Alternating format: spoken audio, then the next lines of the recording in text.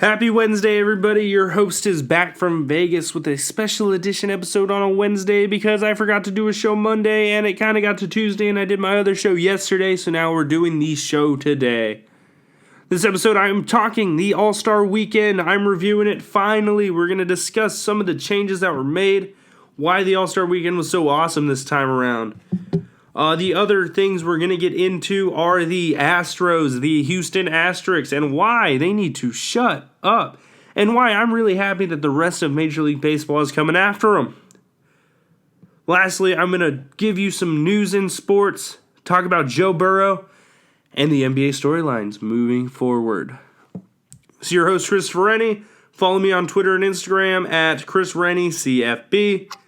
And let's get into it today. I can't do this anymore. What's this guy saying? Who gave these national radio hosts these jobs? Jeez. Can't even understand that guy.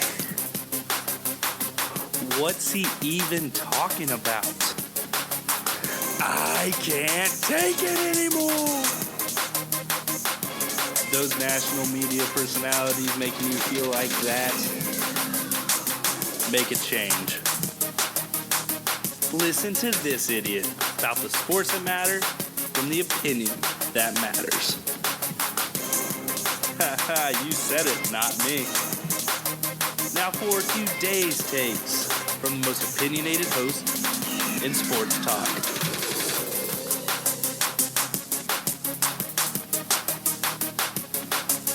What is up, guys? It's your host, Christopher Rennie. I went to Las Vegas last week.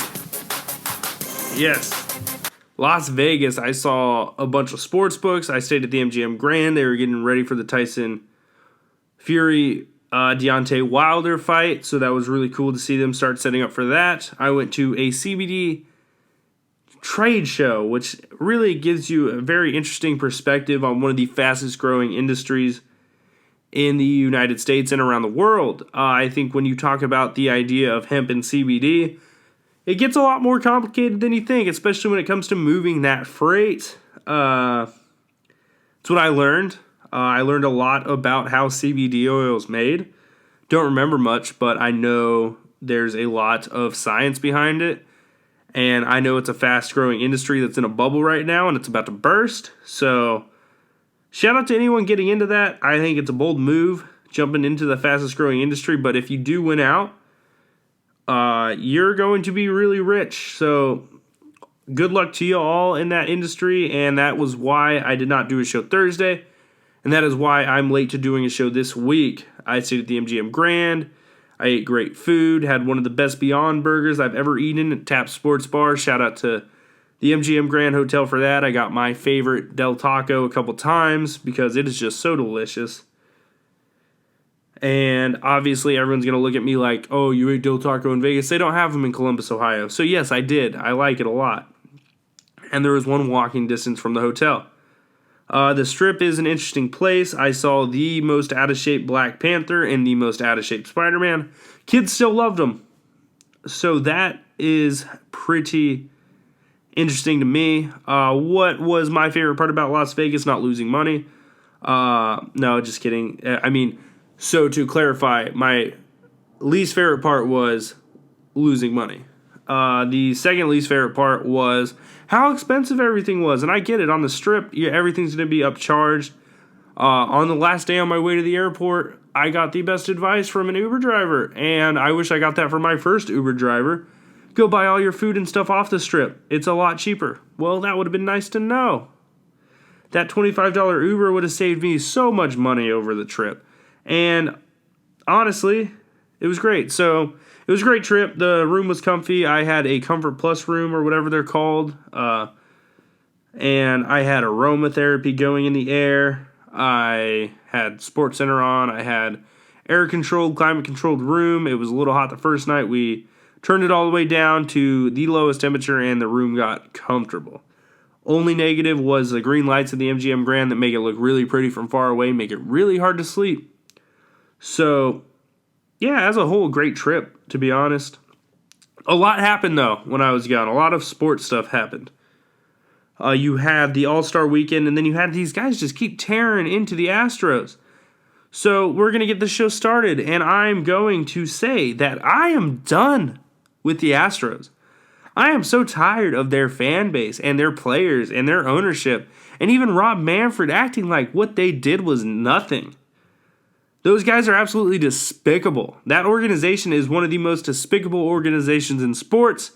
And as a team, honestly, they're going to be forever tarnished. Whenever you think of the Astros, you're going to think, man, they cheated for their World Series.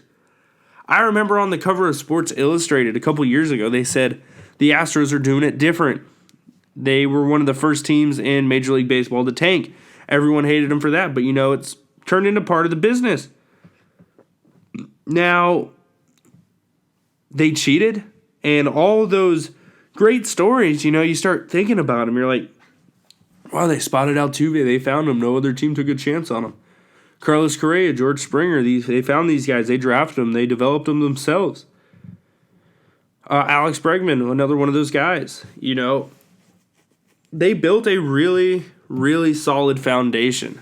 And they went out, got Justin Verlander. They developed pitchers. They signed pitchers. They spent a lot of money once they had the core foundation. And, they played my favorite team, the Indians. They played a lot of my friends' favorite team in the Dodgers.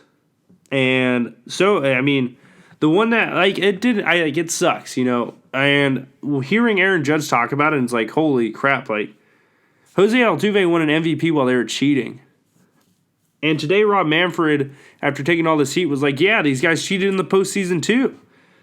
So honestly, it's going to come down to it. I think they're going to strip the title. I think that's what it's moving towards. I think the players have shown how uncomfortable they are. And there's one thing as players to be angry, but they're legitimately uncomfortable. They feel cheated. And when you feel cheated in your life, it's not an anger that you sort of get. You just feel gross, and a lot of these players are speechless, and they're going after Rob Manfred, and they're going after him. So, this was bad, all right? And then Carlos Correa, Jose Altuve, and all these guys were acting like they did nothing wrong, and, denying that it helped them. I don't think there's any denying it. If you look at the home and road splits during the regular season, it's there. The numbers are there. And now the fact Manfred steps in and says they're going to punish players who try to take it into their own hands, the discipline of this, the court of public opinion was enough. The court of public opinion should be enough punishment. Everyone knows it doesn't count. No, Rob, suck up and pull out your nuts. It is time to punish these dudes. We get it. You're soft. You're the softest commissioner of all the major sports in the United States. You're Sepp Blatter, dude. That corrupt FIFA official. That's who you are. You're soft. You're weak. You're doing it for all the wrong reasons. And you know what you did? You came up with this horrendous idea for the playoffs. Could be fun, but the way they sold it was horrendous. And to distract from this, so you're directing attention to something else, which shows that now you're feeling guilty of not taking this serious enough. Calling the trophy a piece of metal, the commissioner's trophy, it's named after you. You should do your job and protect the sanctity of that trophy. Honestly, the MLB, I keep using the word despicable because that's the only word that can be used to describe this. It's been horrible. The Astros, and I'm so tired of Astros fans. You know what? No one likes you. Every single time you walk into a stadium, you should get beers thrown at you. As players, you should get verbally attacked. One guy was at Astros spring training yesterday banging a trash can, and they're going to get that every single game. And you know what? They can win. It doesn't matter. Everyone's going to say they cheated again. And now they're going to be cheaters for the rest of their careers. When you hear, these are the guys, Cody Bellinger, Aaron Judge, Mike Trout, those are three of the biggest stars in the game. Then you start hearing pitchers like Trevor Bauer, Mike Fiers, these guys that came out against it. It gets crazy. And, the list of players coming out and talking about it, Nick Markakis, Justin Turner, so many players are coming out. Like, when you look at this list of stars, and I'm hoping this is just so when you look at this, Trevor Bauer said, I'm not going to let them forget the fact that they are hypocrites. They are cheaters. They've stolen from a lot of other people in the game itself. Justin Turner, it's like ripping open his scab. It rehashes some things. And you go back, think, what happened? And that's just going to drive us crazy if we continue to do that. Then you look at Astros shortstop, Carlos Correa. This is where I get bothered. When you analyze the games, we won fair and square. We earned that championship. No, you didn't. Yu Darvish said something very interesting about it. In the Olympics, if players cheat, they can't have a gold medal, but they still have a World Series title. He's right. Mike Trout, the quietest, most laid-back dude on the planet, he says, it's sad for baseball. It's tough. They cheated. I don't agree with the punishments. The players are not getting anything. I lost some respect for some guys. And then Nick Markakis, it's anger. I feel like every single guy over there needs a beating. It's wrong. They're messing with people's careers. Now, this is what Bob Melvin, the athletics manager, said. I'm glad we're at this point right now, and obviously Mike had a lot to do with that. It's supposed to be an equal playing field, and it wasn't. It wasn't an equal playing field.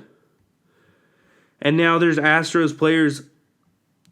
It's crazy because all the Astros players outside the organization have apologized.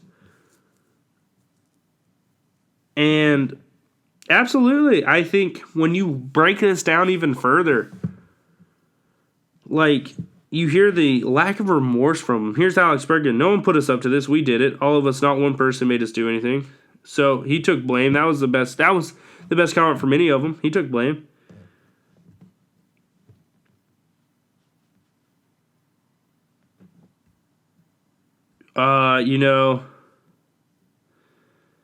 The Astros owner, Jim Crane, our opinion is that this didn't impact the game. And I'm just reading quotes because, the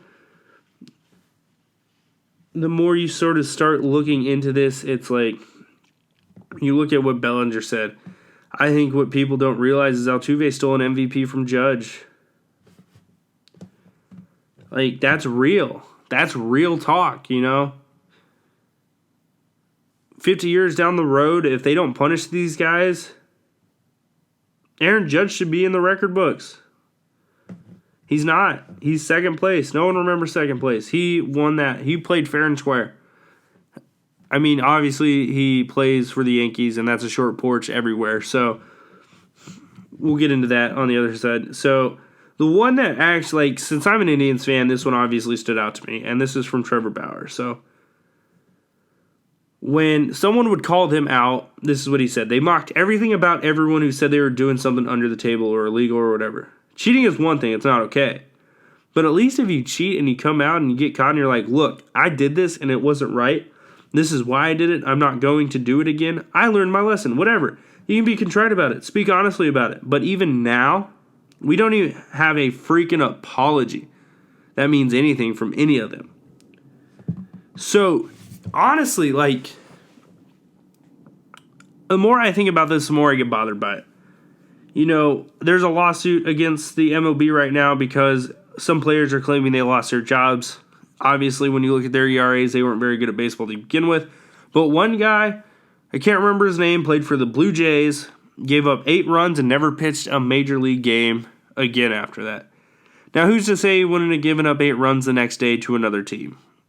I'm not going to sit here and argue that guy's career was on the best path, but obviously the Astros were a nail in the coffin. And when you look at that game, it was like the most trash can bangs they had used. And when you're having a struggling pitcher and then to have the other team know what's coming, come on. So, yeah, absolutely. You just keep reading about it. All these players coming out against it. What's going to happen? I think they need to be stripped. I think their World Series doesn't count. I think you look at what the players are saying. You got to listen to the players. Kenley Jensen called this cheating scandal worse than steroids. One of the Astros said, we still need to hit the ball. Well, when you know it's coming, it's a whole lot easier. That's what Mike Trout said. So, God, everyone's like, sign stealing has always been a part of baseball. Yeah, when you're in the dugout and you look across and you sort of start noticing what signs are which, that's fine.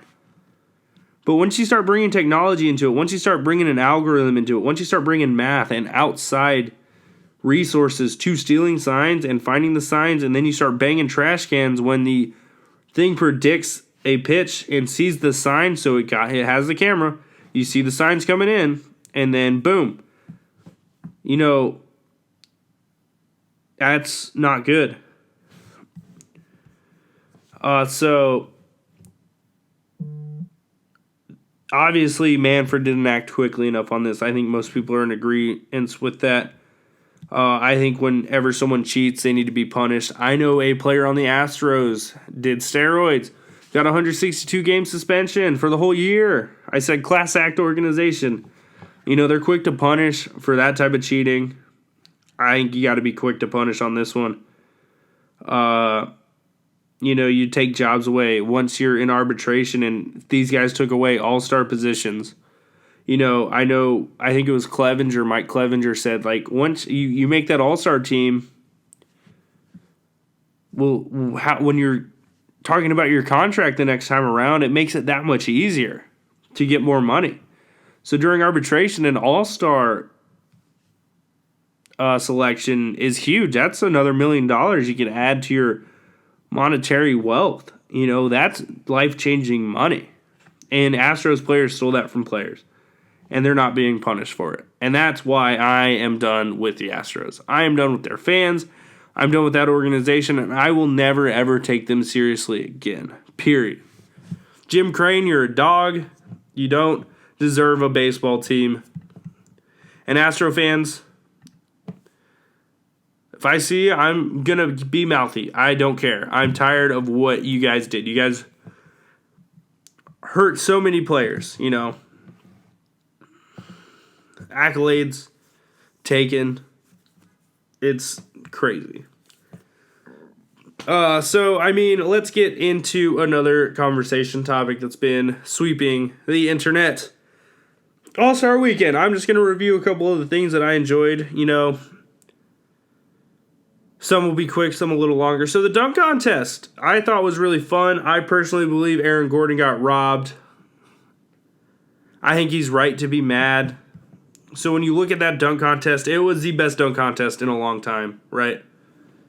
Sensational. Every single dunk Aaron Gordon did, every single dunk Derek Jones Jr. did, blew the top off the roof, and you heard a lot of the judges, the fix was in. They wanted it to be a tie. I think it deserved to be a tie. I think that, of all the dunk contests, that one should have had co-champions. Now, did Aaron Gordon do his last dunk clean? No, but he jumped over Taco Fall, who is 7 feet 5 inches. You know how high that is?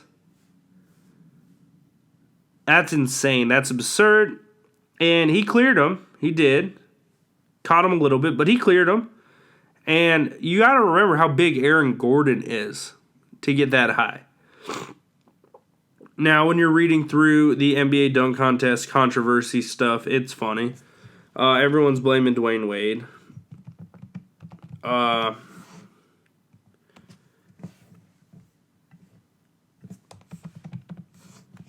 It's the most controversial thing that happened in the All-Star Weekend. Now, was Derek Jones' dunk great? Yes. And for the people arguing that Aaron Gordon's dunk wasn't clean, well, neither was Derek Jones' Jr. He jumped from inside the free throw line. Did he jump far? Yeah. Yeah, he did. He jumped very far. If he had to jump a river, though, he jumped taking off inside the river. And I don't know any of you guys, but when you touch that water, it doesn't count the same. I've never jumped over a river personally. So, that moment, he got robbed. I think he was right when you come here to do the four dunks. He did the 4 best dunks. 4 50s. He's right. So he won. To me, he won. So when you think about the dunk contest, and it is the event, and when you sort of take in what that event is, it is just a showcase of superior athleticism. Like, these guys are doing stuff that no one else in the world can do. Even the best dunk contest dunkers can't do what these guys are doing. So that's the first thing I want to talk about. The three-point contest I thought was awesome. I think adding that awesome shot from that extra deep shot on the wing is going to be great moving forward because it's more realistic to the game that's being played on the court. So I thought that change was a small change, a subtle change, but I think it was a needed change. The Rising Stars game, I thought you saw great players. I mean, when you look at the world roster and you look at the United States roster, it's getting more and more equal. A third of the players on both all-star teams were international. One of the captains wasn't Giannis. You had guys like, so the international footprint on the game is getting larger and larger, which I think is great. I think when you look at what the NBA is, it's becoming an absolutely international brand. And that's something you really can't take away. Of all the American sports leagues, I think the NBA is the best at being an international brand. So I think the dunk contest, the three-point contest are great. The Rising Stars game was great. I hated the way it ended with that sort of dunk contest. I know it was out of reach, and there was no way the other team was going to come back, but it still looked bad. It still looked pretty dumb. If they made the dunks, I probably would have felt a lot different, but they didn't. I think you've got two truly sensational players in Ja Morant, Zion Williamson. That's what I learned this weekend. Luka Doncic is going to be a star for an absolute long time. I think the Mavericks in the second half are going to be a sneaky team. So, yeah, but the real conversation that needs to be had is how great that All-Star game was. When you break down the stats, when you look at how that game was played, when you look at the new format with the Elam endings, each quarter counting, points. So when I was reading through some of these changes, because it's hard to keep up with the changes when you're watching live, one change that was fun was drafting players. Now, East and West is not as important, but drafting players is fun. And you looked at the rosters, and, well,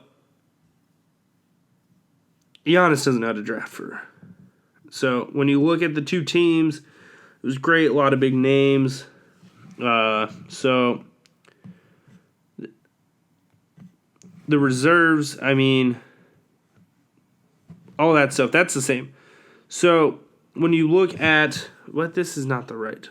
I pulled up the wrong article. My bad, guys. My bad here. So the new format.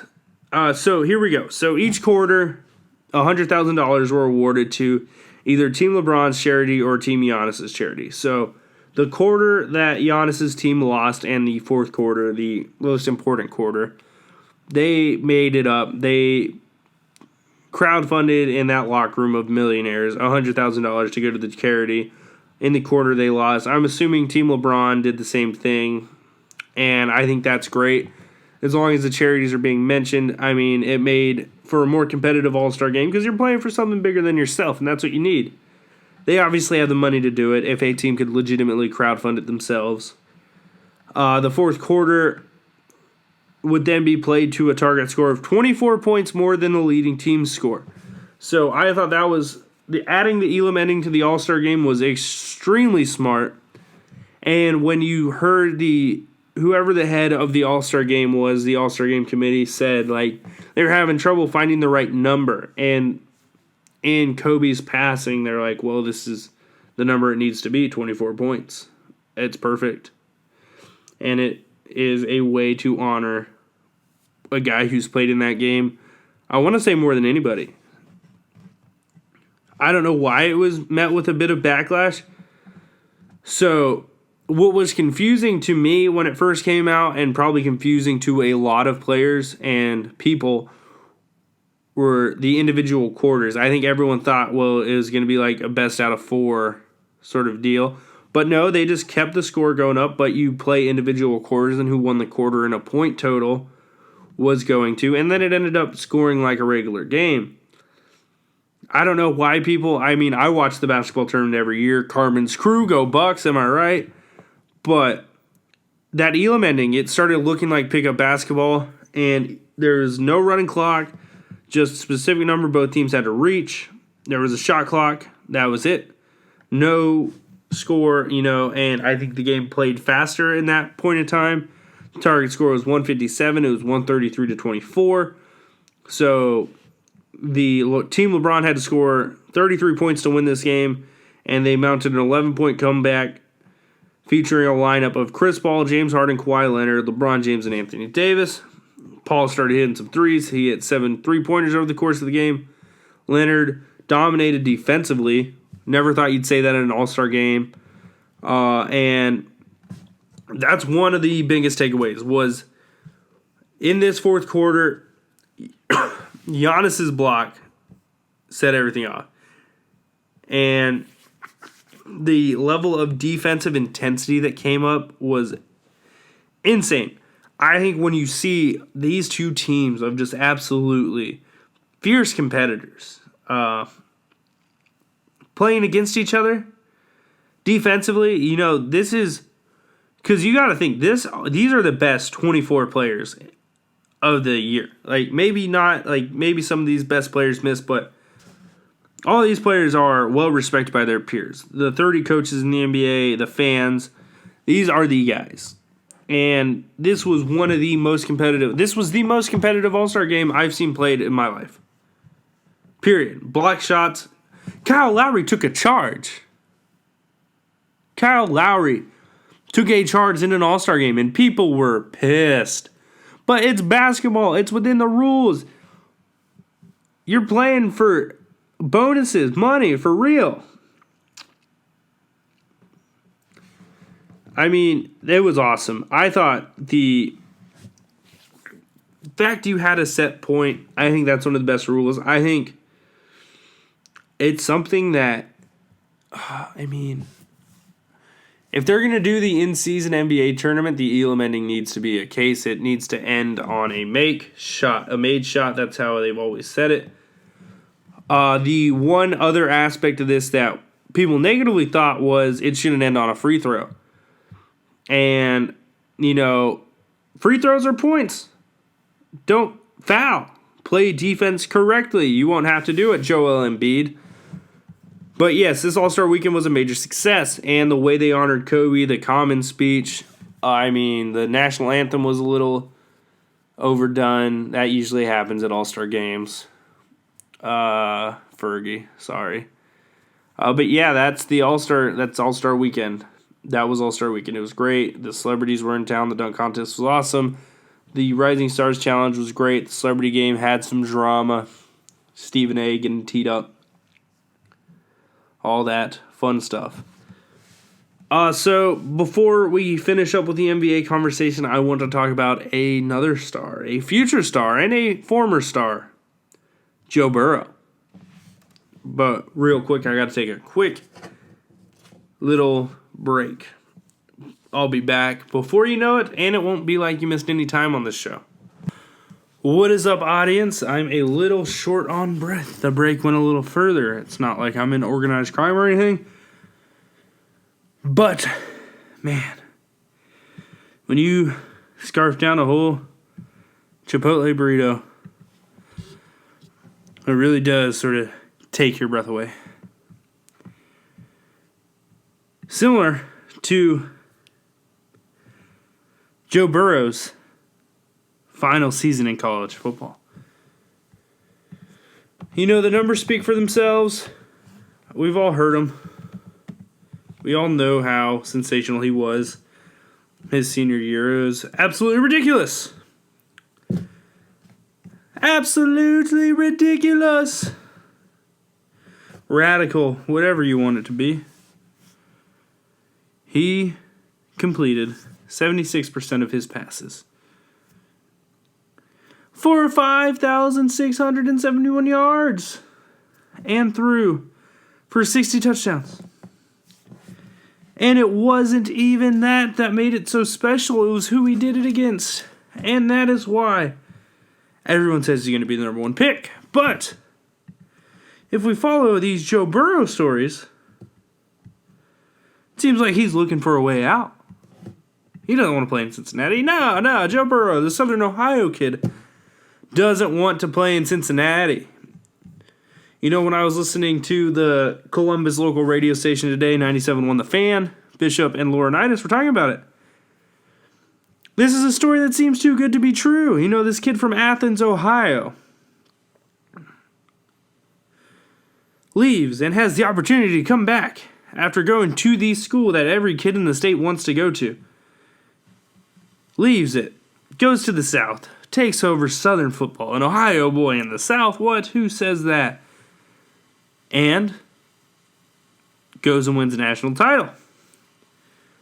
Well, since that season unfolded and since he started winning one big game after another, people were like, yo, Tua's hurt. Justin Herbert's inconsistent. Joe Burrow has done it against the very best defenses. So where did these questions start coming? Well, since late December, it's been a sure thing that he's going to go number one. And when the Fort Worth Star-Telegram this week asked Joe Burrow about this whole ordeal, being the number one pick, he said, look, this is a long process, right? The Bengals have their process that they have to go through, and so I am blessed to be in the position I'm in. If they select me, they select me. I'm going to do everything in my power to be the best football player I can be. So you hear that quote, you know, you may think nothing of it, right? You might think, man, Joe Burrow's just playing coy. You know, he doesn't want to say, ooh, I'm going to be the number one pick. Of course the Bengals are going to take me. No, he just wants to play it down. But when you read between the lines, and when you hear other parts of this story, that a former number one pick, I'm not going to name his name, but everyone knows who it was, Carson Palmer, issued some advice. He said, don't go to Cincinnati. And Cincinnati fans were furious. And then this is what he said during Super Bowl week at Radio Row. He said, that's why I wanted out. I never felt like the Bengals' organization was really trying to win a Super Bowl and really chasing the Super Bowl. That's rough. They paid him a lot of money. And to sort of take that shot at the team that sort of made him, I'm not going to say they made him. He obviously made himself. But they paid him. They treated him right. They did their best. They had a great offensive personnel. They had TJ Houshmandzadeh. They had Chad Ochocinco Johnson. They put together a lot of talent. Cedric Benson was on that team. The Bengals did build a pretty solid roster around that time. So I disagree with Carson Palmer going after him. I think they did try their best. I think at the end of the day, though, they were just better football teams. And in a lot of places, that's just the way it is. Now, you look at history, and you look at what Eli Manning did. He ended up having a great career. But you also look at Phillip Rivers in this case. He, too, had a great career in San Diego. Now he's moving on from it. But, you know, you think about it, there's a lot of routes this can go. And even if you go and you want to get traded down to a different team, that doesn't mean it's going to work out. When has it ever worked out? You know, you can be drafted number one overall. Sometimes it works. John Elway, it worked. Sometimes it doesn't work. You know what? There's a ton of quarterbacks. Ryan Leaf, number 2 pick in the draft, didn't work. You know, everyone's just under the assumption that Joe Burrow is going to save a franchise regardless, but that's not the way it works. Now, where I see it from Joe Burrow's standpoint is NFL teams can lock their first-round quarterback in for 7 years. You know, you get those first 4, those first 5 years on contract, you know. making good money, but then you get that first franchise tag. Less than you probably should make. Not as stable. Obviously, franchise tags are fully guaranteed, so you're going to get the money. But then what? They franchise tag you again. There's 7 years. And most teams don't go for that third. But you'll never know until you're in year 8. Joe Burrow's going to be 31 in year 8. Then they're going to be like, oh, he's already a quarterback past 30. So his one chance to get into the right situation is right now. I understand that, but when you look at the NFL draft order, what other teams are really going to be a legitimate option? You got the Dolphins at 5. They can trade up the Detroit Lions at 3. Maybe if they're in love, infatuated with Joe Burrow. But they don't really need a quarterback. The Chargers at 6. That's a very interesting one. But if you go to the Chargers, you're getting into the same situation you would be with the Cincinnati Bengals. Their roster's a little better on the defensive side of the ball, but at least in Cincinnati, you've got Tyler Boyd, you've got A.J. Green, you've got some weapons. You move down. Jacksonville, our most successful quarterback's David Gerard. The Carolina Panthers, they're a little bit more stable of an organization than the ones I've noted, but what really are you getting there? Their best defensive player just retired. Luke Kuechly, he's gone. They have Cam Newton. They have a quarterback. It's not like they're dying to move up and trade all these pieces of draft capital away to get Joe Burrow. They might. Matt Rule might want a quarterback like Joe Burrow. So, then you go down. New York. The New York Jets. They got Sam Darnold. The Raiders. Get interesting there. You're in Las Vegas. New one. Don't think so. Indianapolis Colts probably going to sign Phillip Rivers. The Tampa Bay Buccaneers. That's 14. You're already down to 14. Joe Burrow's not making it that far, and it's not like Joe Burrow played baseball. So, when you just start looking at all the options. And I want to tell you, yes, Mike Brown's an owner who has very poorly ran a franchise. He's the son of Paul Brown, like one of the greatest innovators in all of football, one of the first proprietors in this business, and one person who financially benefited from the NFL very much. But he didn't do it for that. He did it for the love of the game. And now you're on a second-generation owner, and you sort of saw these problems with Al Davis's son. It's how it works, Man, so now the last question you got to answer is, what should Joe Burrow do? Right? What should Joe Burrow do? You just got to weigh the options. I think realistically, you're not going to find there's bad situations. But the thing with Cincinnati, the last couple of years, the Bengals, they hired a young coach.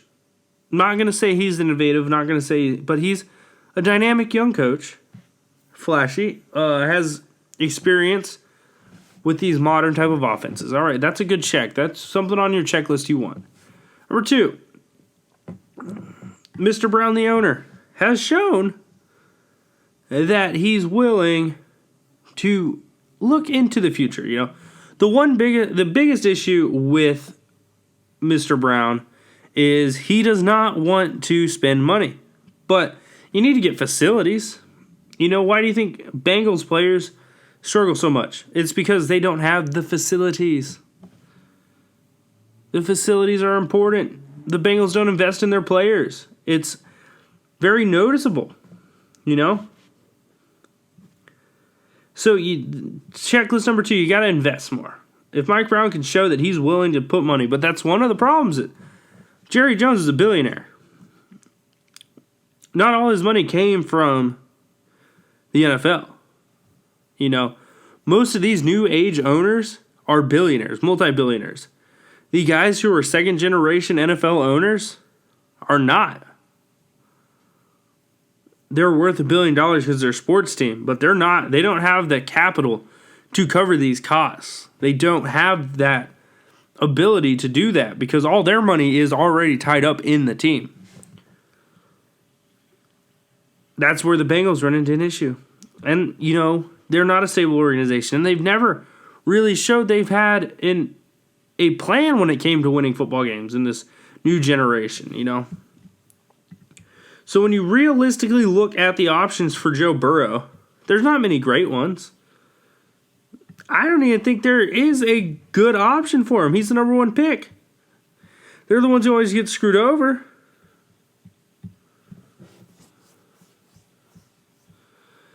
Talking about leverage, he has a little bit, not as much as you'd think. I think I think so. When I really break it down, I think he's just trying to play coy.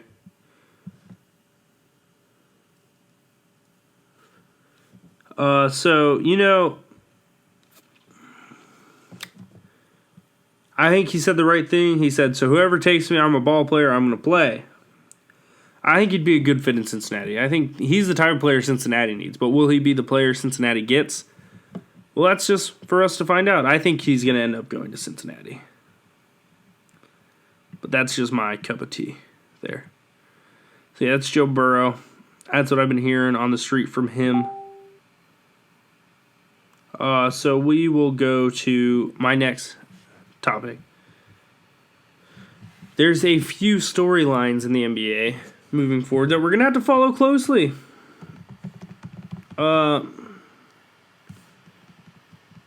So when you look at what the NBA has become, it's a drama-driven league, absolutely. So when you look at what's coming in the future, what we're going to be able to do, what everyone wants to accomplish, it's time. So what's this second half going to be about? We need to know going in so we can follow these stories. And I'm going to give you some options. So, let's see where we're going to start. All right, so LeBron James is where I'm going to start because I love LeBron. When you look at LeBron James, he is, no question, a top 5 basketball player of all time. He's my number 1 of all time. And in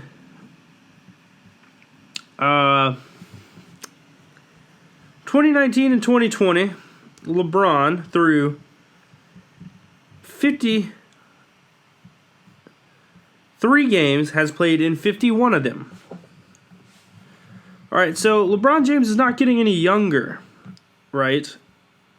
He is 34 years old now, 35. Let's fact check this. LeBron James' age. I love Google. 35 years old. I knew that. I just wanted to dramatize the fact that he's 35. And I'm not one of these guys. I love LeBron, so I'm really going to be supportive of him playing every game. But man, those legs getting older. He's going to be a little bit more tired. I think one thing he has been significantly better at this year has been picking his spots. When he uses all his energy, he's averaging 25, 7.8 rebounds, and 10.8 assists on 48% shooting and 34% from three-point land. His efficient field goal percentage is 54%, and his PER is 25.2. All numbers that are falling from previous years. When you look at his advanced analytics, these are down. But when you really look at who LeBron is, this is just part of the plan, part of the process. So seeing how the LA Lakers manage them, because there is 29 games left, and there is no reason he should be playing in all 29 of those games. Period. I don't care what he says. I don't care about the quote where he's like, I don't know how many basketball games I got left. You got enough left that need to matter that will matter to play less games this year. Because, once you get to the playoffs, it's going to be a grind, LeBron. And I can't have another finals loss. I can't. You're 4 games up right now on the Nuggets. So maintain that 4-game lead. And if you see the Nuggets lose the night before you play, how about we sit that one out? And you keep the distance, but you also get to play. Now, maybe you play and you spread out the distance, but then you got to take a rest when you play a lesser team. So, yes, that's what I wanted to say. All right, so that's one storyline we're going to be following is how much LeBron plays. All right, the next is who is going to rival LeBron in the Western Conference? And the Lakers. This is the question that people have been asking me, and I've been telling them, sir, I don't watch that much basketball. But that's a lie. I just don't want to talk about it. To me, the 2 teams that will legitimately be able to challenge the Lakers are the Rockets and the Clippers. The Nuggets do not have enough bodies, and Jokic is not in shape enough to take on this Lakers team when they get out and start running. The Clippers, with their length, their defense, the players they have, when you look at the Clippers roster with Paul George, Kawhi Leonard, Patrick Beverley, it is very much the anti-LeBron roster. They even went out and got the Bron Stopper, one of the Morris twins. So it's completely constructed to stop the guy. Will they be able to? I don't think so. One place the Lakers are missing is shooting. I think the Clippers have that. But there's just something about that team that I just don't believe in. And I think his name's Paul George. Kawhi, you guard LeBron all you want. Who on that team stopping Anthony Davis? Legitimate question. Anthony Davis is an unstoppable force, an unstoppable force when he wants to be. So yes, absolutely, I do think the Lakers will beat the Clippers. I know they'll beat the Nuggets. The Rockets get interesting because they have James Harden, and if James Harden shows up and they get the Lakers in the second round and still aren't beat up from the playoffs from playing small, will be an interesting matchup. They got up and down the court, and when you shoot enough shots, eventually the numbers are going to add up in your favor. So yes, the Rockets to me are the other interesting team in this race. And now, when we talk about it, the most fun race, though, is that race for the 8 spot. All within 5 games of each other. The Grizzlies, the Trailblazers, the Spurs, and the Pelicans. If Zion Williamson can lead this Pelicans team to the 8th seed, he'll be the Rookie of the Year in half the time it took John Morant to even be recognized for it. But I do think the Grizzlies got better. If you guys remember my last show, I talked about the deadline. And that's what I'm trying to segue into here. The teams that won the deadline, will they win in the playoffs? That's a huge question. I think they're going to get better. I think a lot of them will. But I think the teams that stayed steady are going to be the teams that get to the top. The Lakers. Yeah, I do. I thoroughly believe it's going to be a Lakers-Bucks championship. Point blank period, that's what it's going to be. So, when I talk about who's going to be the king of the East, what is it going to take to be the king of the East? We can go look at standings, we can go look at rosters, all we want. But it's going to take that one guy on your team. The Giannis, the Jimmy Butler, the Ben Simmons, the Joel Embiid. And this year, the Jason Tatum, the Victor Oladipo. It's going to take that one guy. It's going to take that one guy's friend. The Bucks with Chris Middleton. The Raptors are a team without that one guy. The Celtics, Marcus Smart, Jaylen Brown. Very talented team, top to bottom. A lot of youth. Great coach.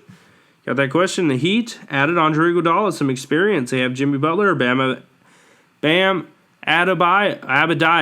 Adebayo is a guy who showed his versatility in the skills challenge.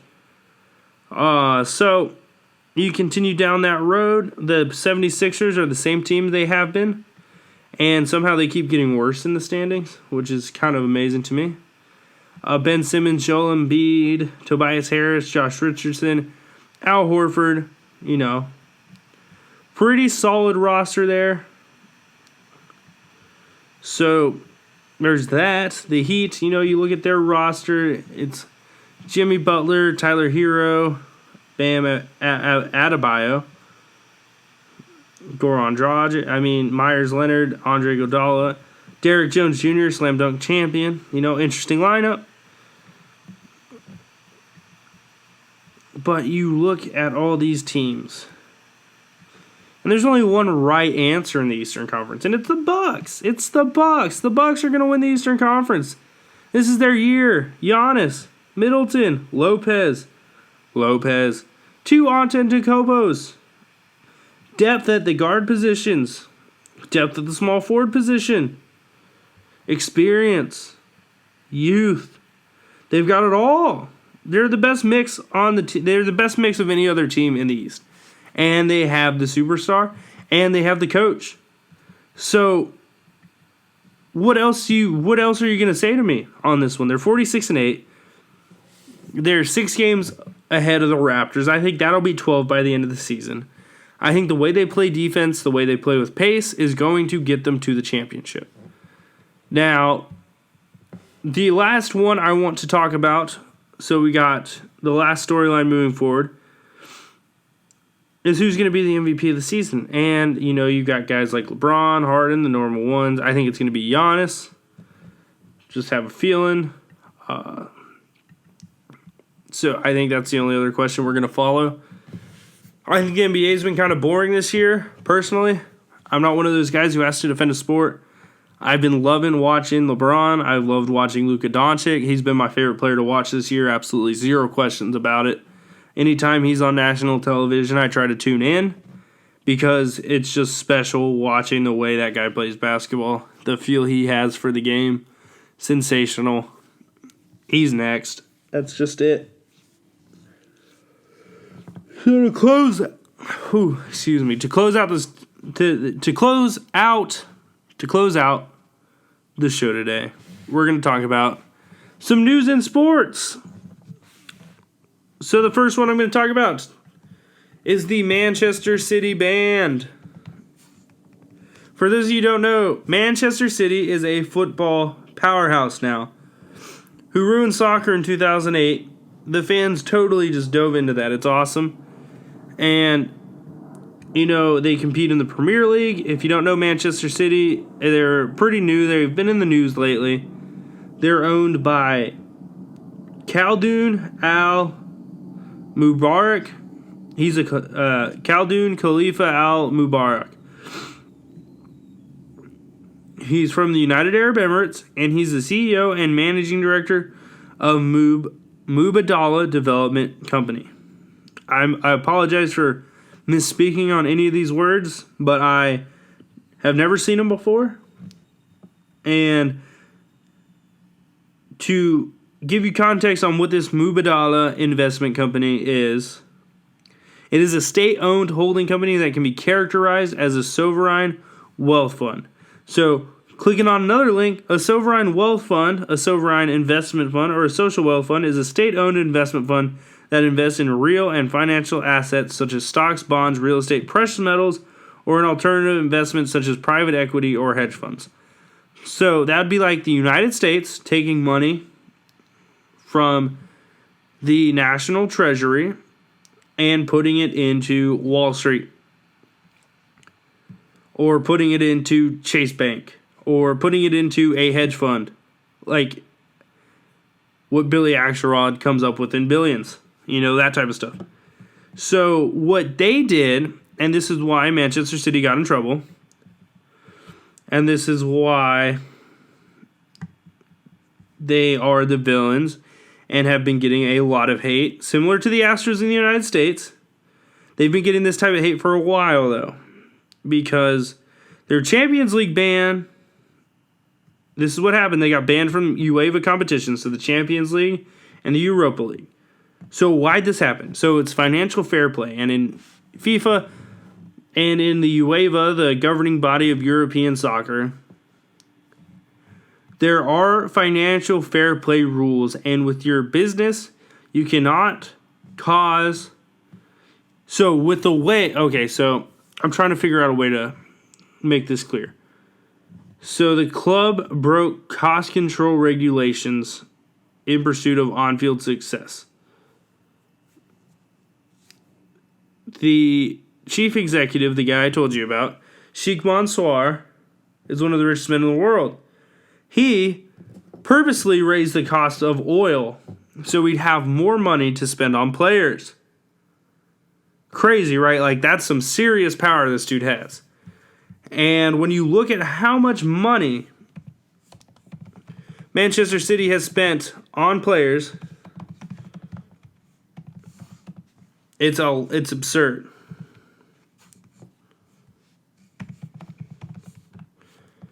So when you take that into consideration, you know, you look at all the transfers they've made and how much money goes into that club, it's absolutely absurd. You know, millions upon millions. I think last year they spent over $1 billion in buying players over the last 5 years when this stuff was being investigated. And this guy, the head man who has the power to raise the price of oil, took advantage of it and made billions to buy players with. And that's where the argument comes in. So they're banned for 2 years from UEFA competition, and now a lot of people in Manchester City, fans of them, are worried that their players are just going to leave because, well, they cheated, and they got banned. And the biggest joke in America right now is that's how you punish a team, and it was from Buffalo Wild Wings. That was funny. So the next one is the N-word. A very serious accusation made by Myles Garrett towards Mason Rudolph when the helmet swinging fiasco took place is in the news again. Myles Garrett doubled down on his comments and said that Mason Rudolph called him the N-word.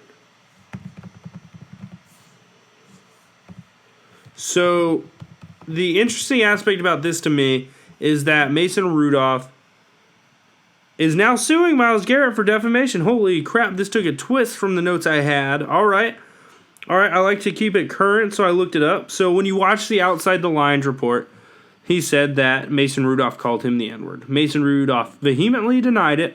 I don't know whose side I'm on. At first, I was just blatantly on Myles Garrett's side because he's on my team. And Mason Rudolph looks like he's gotten away with saying the N-word before. So I was hoping Karma would come back and get him. Now, it's tough. It's he said, she said stuff because Mason Rudolph is a woman. But he said, she said stuff. Myles Garrett, this is a huge accusation. If he is lying, no one will ever respect him as a human being again. And if Mason Rudolph said it, it's going to be the last time he ever plays in an NFL locker room. So there are a lot of... It's high stakes. Myles Garrett will still be in a locker room if it's true, though. And Mason Rudolph will probably be out of a locker room within the next year anyways. So realistically, I don't see a point in picking a side. Because it's a lose-lose. If I say Mason Rudolph did not say it, then I am not supporting a minority in the 21st century who was vehemently attacked. And, you know, when Mason Rudolph looked like a cat hissing, I said, man, that guy looks like he'd say the N-word. And then I told my friends after it happened, I was like, honestly, the only way a guy's going to react like that is if he got called the N-word.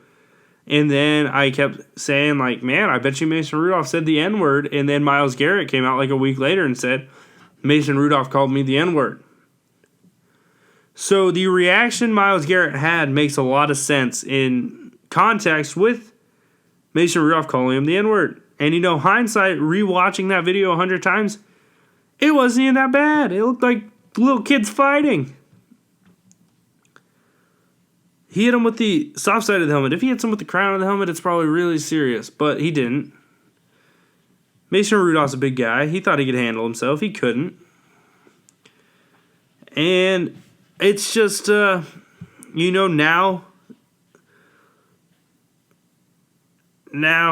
lawyers are discussing what happens if Myles Garrett gets sued for defamation from a lawyer. So this is what a lawyer said. This is what Kellerman kept slipping in the phrase. I think Myles Garrett believes Mason Rudolph said something.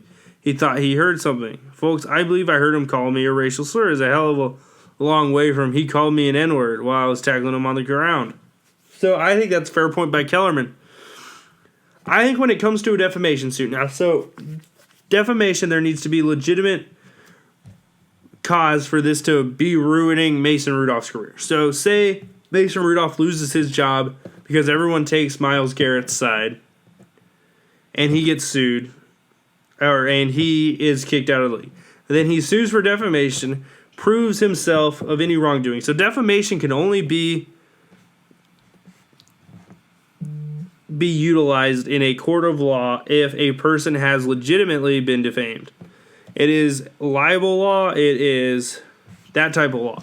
So there needs to be legitimate proof that from Myles Garrett that Mason Rudolph said it. And then for the other way around, for Myles Garrett to be making this accusation, he has to believe that Mason Rudolph said it. And that's where this gets complicated and itchy. This is an issue that started from something that probably should have never happened. I know both sides were in the wrong for sure on this. Both sides acted extremely stupid. And on this one, I just really hope the truth comes out. That's all I got to say on that. The rest of it, whatever happens, happens. And to me, that's the news in sports. So before I send you guys off today, make sure if you ever go to Vegas, take yourself to a sports book and put at least $100 down on your favorite team to win a championship. Because it gives you an excuse to go back.